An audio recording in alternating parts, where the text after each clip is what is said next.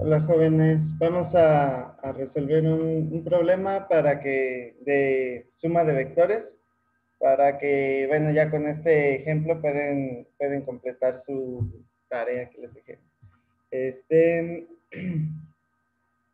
Bueno, aquí tenemos tres fuerzas, tres vectores diferentes que operan sobre un mismo punto y uno tiene que encontrar la fuerza resultante, que sería la suma de esos tres vectores. El problema es equivalente a que tuviéramos, por ejemplo, una argollita y la estuvieran jalando tres personas desde diferentes puntos. Entonces, eventualmente la argollita se va a mover hacia algún lado dependiendo de cuál de esas fuerzas es más grande, ¿no? Entonces, aquí es algo parecido. Tenemos tres fuerzas y va a haber una fuerza resultante. Ajá. Eh, Aquí las magnitudes son estas que están aquí. Fuerza 1 son 20 newtons, fuerza 2 son 14, es más pequeña, y fuerza 3, 17, que es la que va para acá. Entre F1 y F2 forman un ángulo de 60 grados. Bueno, más bien F2 forma 60 grados con el eje X, y podemos decir que está el eje X y aquí el eje Y. Ajá. Entonces, F1 está completamente sobre el eje X y F3 forma 45 grados, pero respecto a este otro lado. Bueno, cada una de estas fuerzas va a tener sus componentes. Como hemos visto, todo vector es igual a la suma de otros dos vectores, ¿no? Que lo podemos desglosar en sus componentes usando los vectores unitarios. Entonces, esta F3 va, por ejemplo, la F3, empecé con la 3, va a tener un vector F3 en X en la dirección Y, más otra componente F3 en Y en la dirección J. Bueno, en general van a ser así, ¿no? F2 va a tener una F2 en X en y una F2 en Y en J, y la F1 también. Va a tener una F1 en X y una F1 en Y en J. Ajá. Ahora, si nos fijamos, F3 sí tiene sus dos componentes, F2 también, pero F1 está completamente sobre el eje X, así que no va a tener ninguna componente que vaya hacia el eje Y, ninguna contribución. Entonces esa parte va a ser cero. Bueno, eso es, por una parte, sabemos eso, ¿no? Que cada vector tiene sus componentes.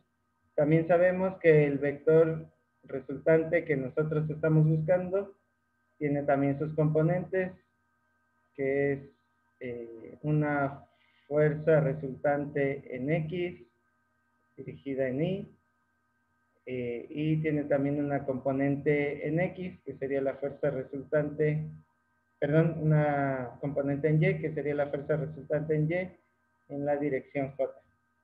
¿Sí? Entonces, lo que vamos a hacer primero es encontrar estos componentes de aquí, y ya conociendo las componentes podemos encontrar la magnitud del vector y el ángulo que formamos. Bueno, para encontrar las componentes, resulta que estas componentes, cada una, va a ser igual a la suma de, por ejemplo, la componente en X va a ser igual a la suma de todos los que están en X de estos vectores, y la componente en Y va a ser igual a la suma de todos los que están en Y de estos vectores. O sea, la suma de todo esto va a ser F en R de X, F resultante en X, y la suma de todos estos en Y va a ser la fuerza resultante en Y. Entonces, ¿eso cómo se escribe? Vamos a ponerlo, la fuerza resultante en X va a ser igual a la suma de cada una de las fuerzas en X. Bueno, esta es una manera sencilla de escribir esto. Este símbolo que está aquí, lo hice un poco feo, se escribe algo así, es el símbolo de sumatoria. significa que vamos a sumar sobre diferentes elementos. En este caso, vamos a sumar todas las fuerzas que están en X. Más formalmente, aquí habría que ponerle índices, que serían estos numeritos que corren de 1 a 3, pero para no cargar tanto la notación, podemos solamente escribir el símbolo de sumatoria y vamos a poner todas las fuerzas en X. Eso significa que vamos a tener aquí F1 en X más la componente de F2 en X más la componente en F3 en X. Ajá. Y vamos a ver a cuánto es igual eso. Entonces, la componente F1 de X, como F1 yace completamente sobre el eje X, todo el vector, los 20 newtons, toda su magnitud está sobre X. Así que vamos a tomarlo tal cual, 20 newtons. ¿Ah? Ahora necesitamos la componente en X de la fuerza 2, que sería, la fuerza 2 es de 14 newtons, perdón. Vamos a poner aquí 14 newtons. Pero aquí solo queremos la componente en X de esta fuerza, es decir, queremos este lado. Entonces, tal y como hacíamos en los ejemplos sencillos, vamos a tomar la magnitud de ese vector y a multiplicarlo por el coseno de 60 grados para obtener esta componente. Coseno de 60 grados. Ajá. Y ahora necesitamos la componente en X de este vector F3. Bueno, como este vector está mirando hacia la izquierda, a la región negativa de las X, entonces esa componente en lugar de sumar nos va a estar aquí restando. Ajá. Y vamos a usar su magnitud, que son 17 newtons, multiplicado ahora por el coseno de 45 grados, pues queremos el cateto adyacente a este ángulo. Ajá. Entonces vamos a poner aquí coseno de 45 grados. Si se fijan, es muy parecido a los ejemplos de encontrar componentes de vectores, solo que pues ahora son varios vectores y los vamos a sumar. Entonces aquí vamos a tener otra vez 20 newtons más 14 newtons, coseno de 60 es un medio, lo podemos escribir como 0.5 menos 17 newtons, el coseno de 45 se puede escribir como 0.7071. ¿Ah? Y ahora hacemos las multiplicaciones, los 20 newtons siguen quedando igual. Aquí multiplicamos 14 por 0.5, serían 7 newtons.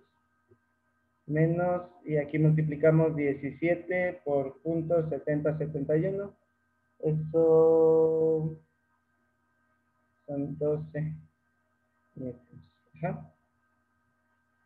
Y ahora ya solo hacemos esta cuenta de sumar 20 y 7, 27, lo quitamos así, quedan 15 newtons. Entonces aquí lo que acabamos de encontrar es la fuerza resultante en X. Después de sumar los tres vectores, encontramos esta fuerza de aquí, la resultante en X. Bueno, eso se los digo a cada rato porque uno a veces se pierde en tantas cuentas. Entonces es importante ir viendo lo que estamos haciendo.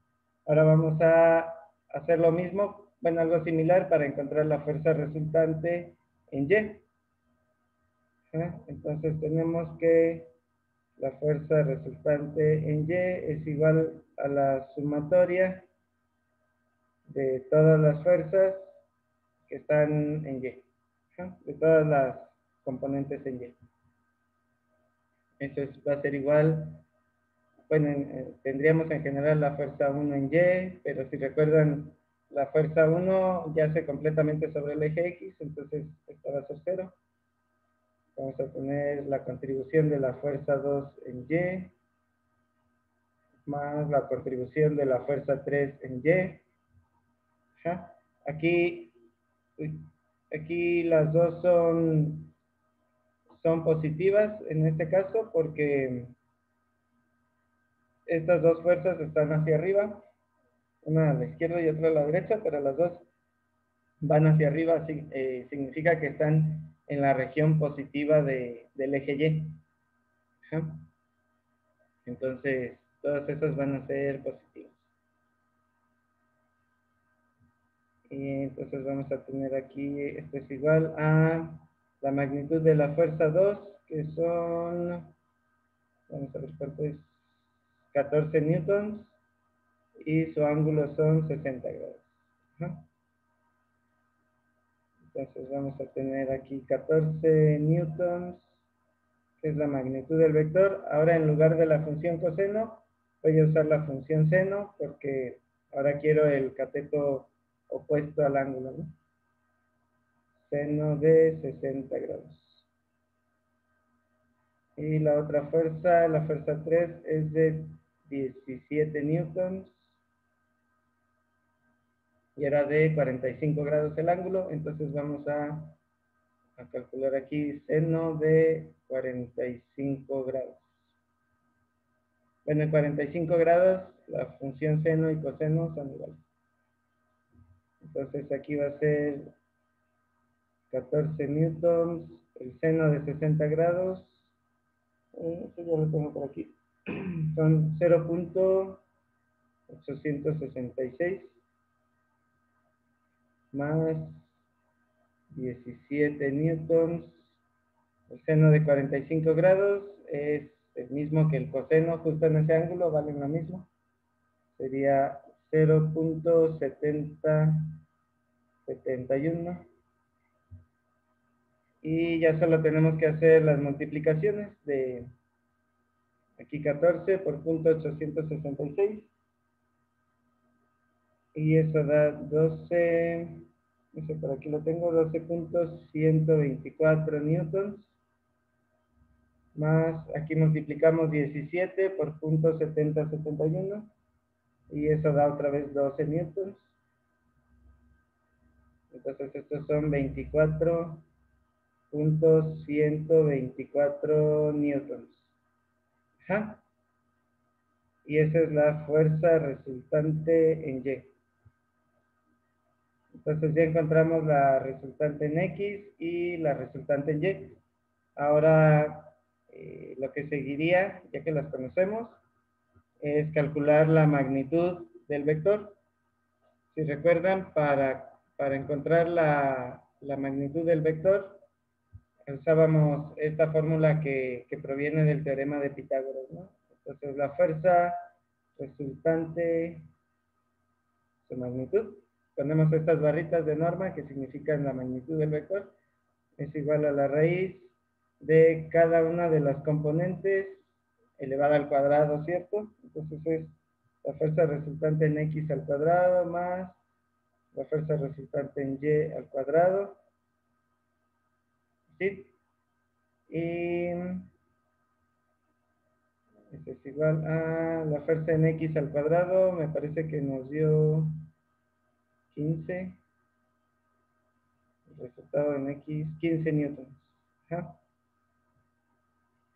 Entonces aquí tendríamos 15 newtons al cuadrado más la fuerza resultante en Y al cuadrado, que son 24.124 newtons todos al cuadrado. Ajá. Un poco checa la línea. No demasiado checa. Y ahora elevamos al cuadrado cada uno de estos. Por aquí ya los tengo. 15 por 15 son 225. Aquí, como siempre les he dicho, las variables, las unidades de medida, en este caso newtons, que son unidades de fuerza, las tomamos en cuenta siempre como si fuera una variable algebraica. Entonces, al elevar al cuadrado, también se eleva al cuadrado. Y nos quedan newtons cuadrados. Y más este número elevado al cuadrado son 581 punto 967 y otra vez a la elevada al cuadrado queda newtons al cuadrado. Ajá. Espero que quede un poco mejor. Y sacamos la raíz de todo eso. Bueno, primero hay que hacer esta suma y después sacamos la raíz. Entonces la suma de todo eso son 806.967. Todavía siguen siendo newtons cuadrados hasta que saquemos la raíz. ¿Ah? Ahora hacemos la operación de sacar la raíz. Y eso queda 28.40 newtons. Ahora sí, las unidades que teníamos como newton al cuadrado, al hacerle la operación de raíz, como es la operación contraria de elevar al cuadrado, queda solamente newtons. Y con eso ya encontramos el tamaño de la fuerza resultante que andamos buscando. Ajá. Ahora ya casi termina el problema. Estos problemas sí son un poquito más largos. Ahora lo que nos falta es encontrar el ángulo que forma este vector resultante con el eje X. Entonces, para hacer eso, utilizamos la fórmula de la tangente inversa, que también la derivamos. Y si recuerdan, es la tangente inversa de la componente que está en Y entre la componente que está en X. Entonces, lo que está en Y eran 15 newtons, no, 24.124 newtons. 124 newtons. Y lo que teníamos en X eran 15 newtons. ¿Ah? Entonces, esto va a ser igual a la tangente inversa. Y tenemos que hacer esta división de aquí. Y eso da 1.6. Aquí las unidades de Newton ya no están porque se van a eliminar. Como tenemos Newton arriba y Newton abajo, es como si tuviéramos 4 entre 4 y eso es un 1. Así que ya no hace falta ponerlo. De hecho, eso es necesario para poder calcular una función, ¿no? Pues necesitamos aquí un número que no tenga dimensiones de escala. Entonces ya tenemos la tangente inversa de 1.6.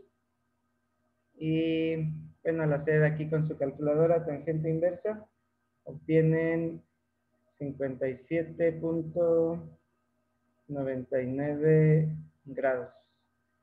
Ajá. Bueno, eso lo podríamos redondear, ya está muy cerca del 58, ¿no?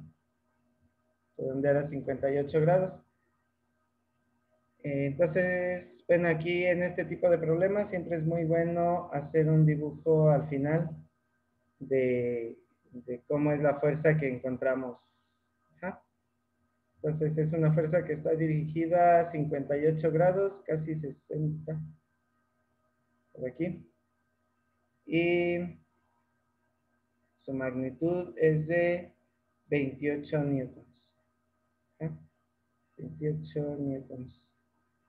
Y aquí son 58 grados. Ajá. Bueno, más o menos es lo que no esperaba encontrar. Y si observamos el dibujo, vamos a ver si es congruente con el dibujo que teníamos originalmente, ¿no? Después de tantas cuentas que hicimos, pues vemos que estas fuerzas, la F1, bueno, la F1 es algo grande, entonces, y la F3 es un poco más pequeña que F1, así que esperamos que sí esté cargado un poco hacia la derecha, ¿no? Pero bueno, no puede estar completamente hacia la derecha porque F2 también lo está jalando hacia arriba. Así que el resultado es una fuerza que está aquí entre esos dos, entre F1 y F2.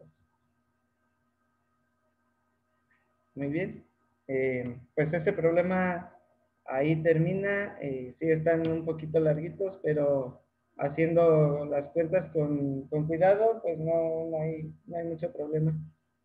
Si pueden pueden resolver este tipo de ejercicios. Es cosa de hacer solamente las cuentas con cuidado. Entonces, nos estamos viendo pronto, jóvenes.